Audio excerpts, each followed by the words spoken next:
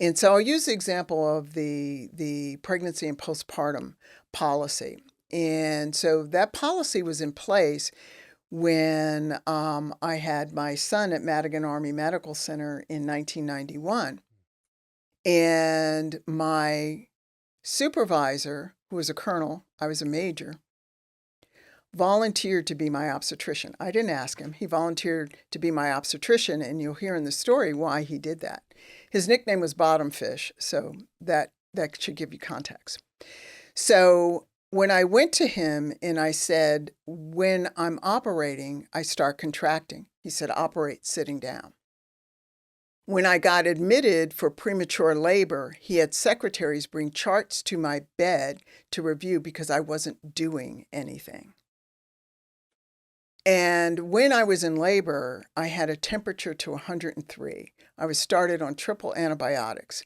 My son was in the intermediate nursery.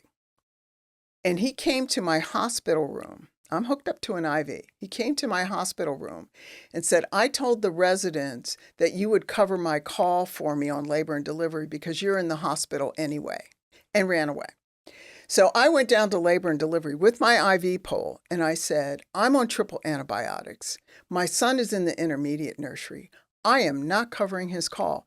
And they said, none of us would be morally bankrupt enough to call you.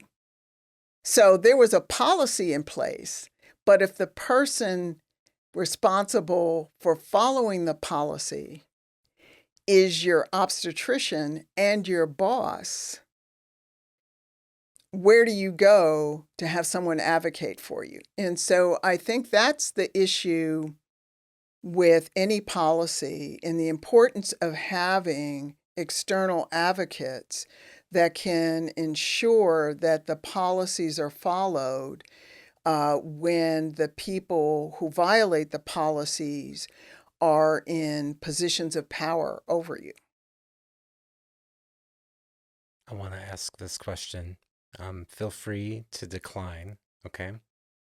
This same cultural and systemic issue that your story addresses reminds me a lot of the incidents of military sexual trauma and how the chain of command oftentimes is enabling of the continuation of that to persist if the perpetrators are not held accountable to military justice. Do you see a connection between that? Absolutely. And when I was at the VA, I was involved with a military sexual trauma program at the Washington, D.C. VA.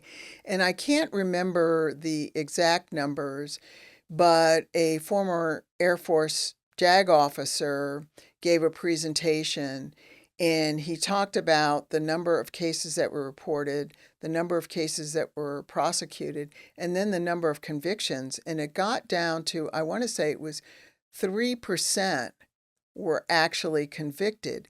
And so I think it creates a situation where people are discouraged and in some cases hopeless. And so I think there